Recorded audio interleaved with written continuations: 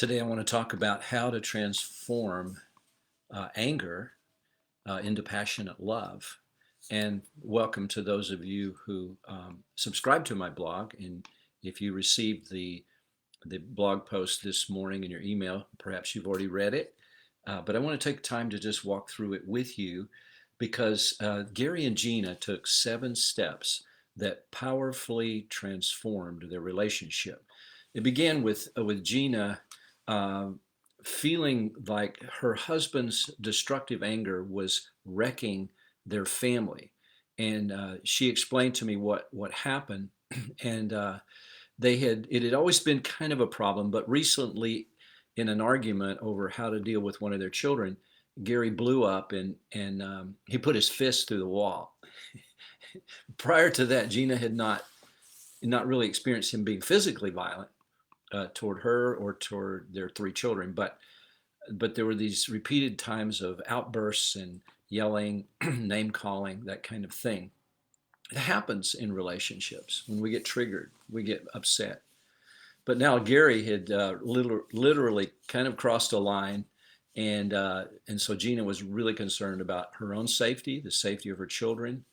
And so the first thing we did is we dialogued, let them dialogue together, is we set a boundary against uncontrolled anger. It's very important for Gina to say to Gary that this uncontrolled anger is not okay. Gina, like all wives that are in a situation like this, you have to realize you do not have to tolerate it. And you must be empowered to deal with it, to leave an abusive situation if necessary. And it may include getting a restraining order.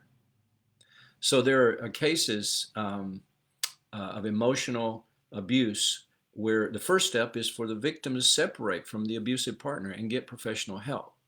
So we don't want to shy away from that. We want to deal with it. And so Gina communicated a boundary, and she said, this is not working for me. It's not going to work. And we had Gary mirror her and validate her concern. It's very important that this is communicated in a safe way so that Gary can get it and receive it rather than feeling judged by it and resisting it. So it really was really a wonderful thing, this first little step, because the way it was communicated in the safe dialogue process, Gary was ready to get help, and he fully accepted the boundary, at least in that moment.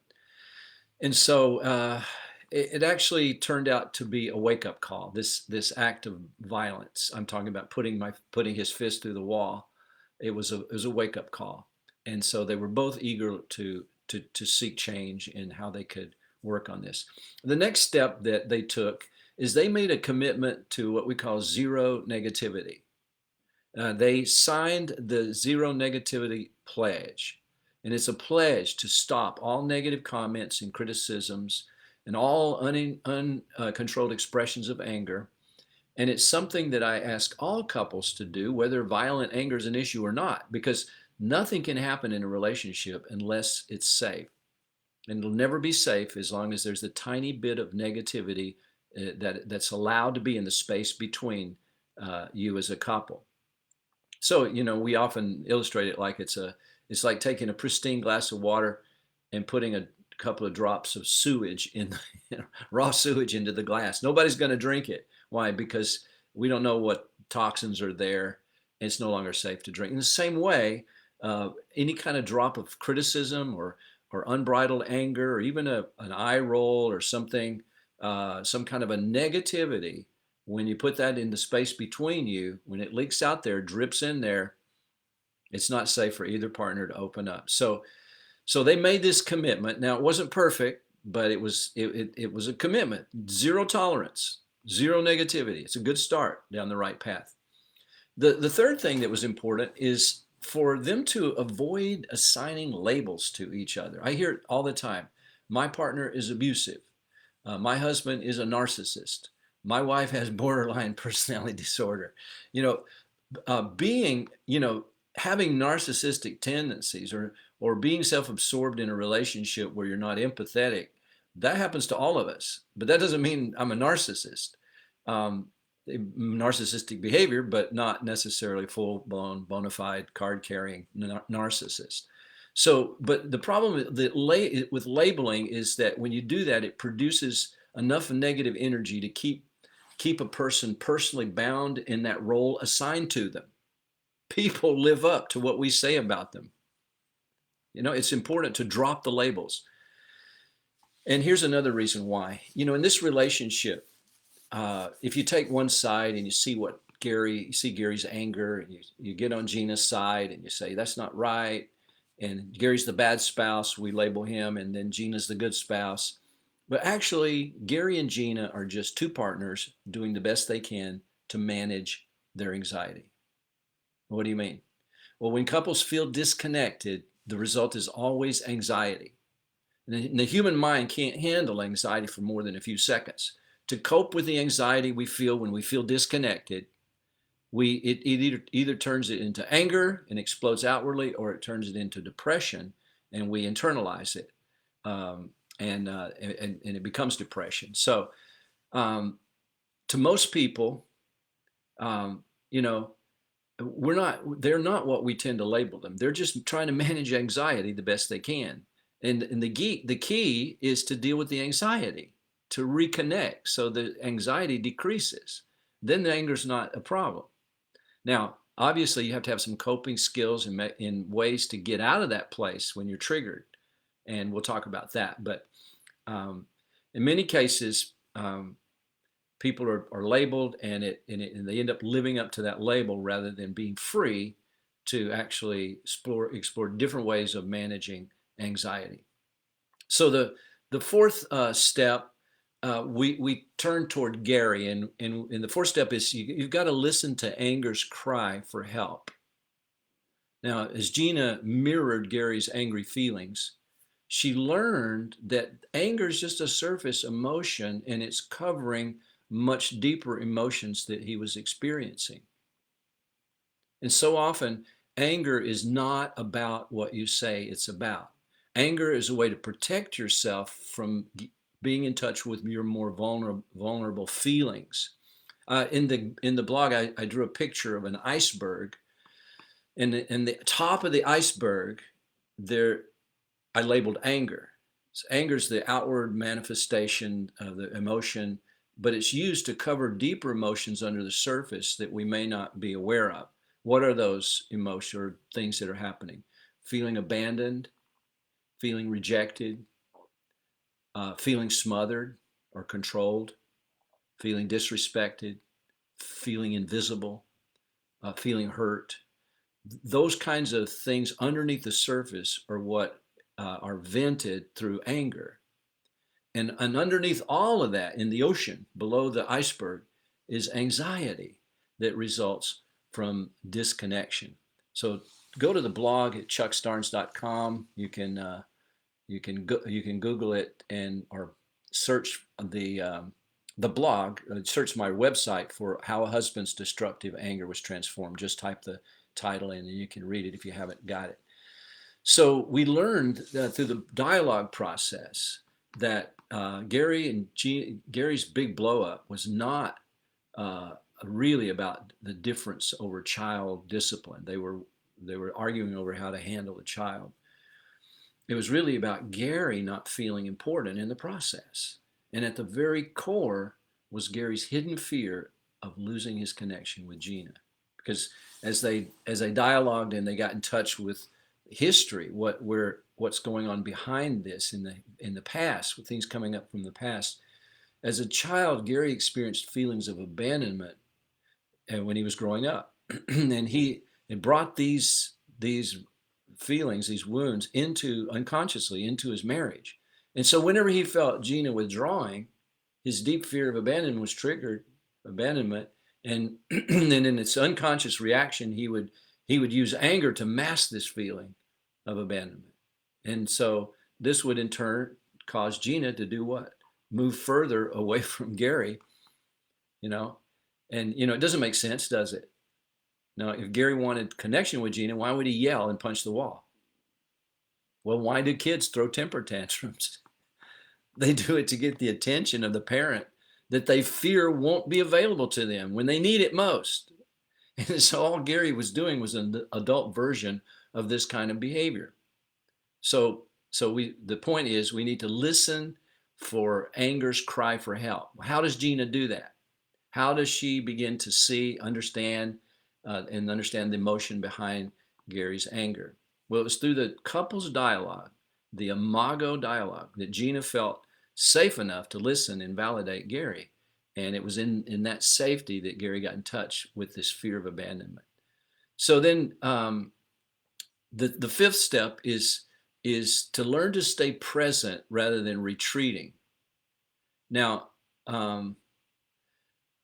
this is a hard one because a person's angry. The last thing you want to do is stay present, right? But you have to understand that your withdrawal, in this case with Gary and Gina, that was activating the anger in Gary, the feeling of abandonment. So that's a difficulty, right? But that's why safe conversations are so important, because when we did this together, when I facilitated for Gary and Gina, she was able to stay present with him in this process. And as she did that and listened to Gary, what happened to Gary? It had a powerful calming effect on him, because it's the withdrawal that triggers the fear and anger in Gary. I use the illustration. Our dear dog Bree, we don't have her with us anymore, but we would walk her in the neighborhood, and just about a block away there was a cat that she loved to chase. And here's the way it went: the cat sees Bree and takes off, and when Bree sees the cat take off, she runs in hot pursuit until she reaches the end of her leash, and then it's all we can do to hold her back. We should have gone to dog training school, but we didn't. So we're stuck with having to manage it the best we can. But it was interesting. One day, the cat saw Bree, and it was very, very interesting because instead of running, the cat sat down on the driveway and began licking his paw. And Bree looked at us and was really troubled, and she stood perfectly still. Why? Well, we discovered that Bree's only going to chase if the cat retreats. And if the cat doesn't run, Bree waits. Well, the picture's clear. In the same way, Gina running away was one of the triggers for Gary to pursue her in anger. A dramatic shift occurred when she remained present for Gary. His anger was diffused, and he was able to express his fear in a safe dialogue. And Gina was able to empathize with Gary's feeling of abandonment. And that's when everything began to change. So as you continue to be curious, and as Gina did that, she found out Gary's hidden fear. And so his fear was one day, and she had recently become involved more in her work as a school teacher, and this meant more social engagement with her coworkers. And as Gary saw her having fun with people that had more in common with her than he did, he started fearing that one day she would need him and she would leave him for good. This all came out in the dialogue process. And so the anger was not about the differences they had in parenting. It was about Gary's deep fear of being left alone. And very often the problem is that you're arguing about is not the problem. It goes much deeper. And Gary and Gina got in touch with the real issue. And it happened because in the safe conversation, Gina could stay present and curious about the process. Number 6, use your anger as a signal to stop in dialogue. I put a stoplight, a red light in a picture. Anger serves as a stoplight. When you got uncontrolled anger, stop, talk about it. Because if you don't, anger doesn't have to be unhealthy. Anger is just an emotion that occurs when something we value is being violated or something's not right from our perspective. And it doesn't have to be destructive aggression. Anger can be an incredibly useful emotion. It can cause you to stop and just know that something's not right, and dialogue. And so Gary started to learn to recognize when he was angry by noticing sensations in his body. Sensations like tension, tensed body, clenched teeth, restlessness, intensity of speech. Those are the cues that helped him realize that he was angry.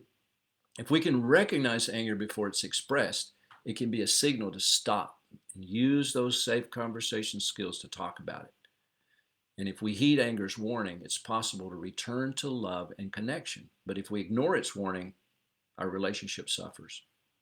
So the final, number 7, the final step that they took was they learned to channel anger's energy into passionate love. You know, we're creatures just of pure energy, and we have we have energy in the life flow, the life uh, pulsating energy in us, and that anger is part of that. But passionate love is part of that. And so anger and passionate love are opposite expressions of the same energy. And so when anger's negative energy gets directed in a safe conversation, it can transform into positive energy. And so as Gary took step to moderate his anger by talking it out rather than acting it out, Gina stretched in order to be present with Gary rather than withdrawing and being triggered by his, and triggering his feelings of abandonment. The result was that anger was actually transformed into passion, passionate love. And I saw evidence of this. Actually, I was I was looking out my window of my office at the parking lot after our last session, and Gary and Gina stood by their car for what seemed like forever in a passionate hug and a prolonged kiss. And people watched them, in the parking lot. They have no idea what was behind this. If only they knew.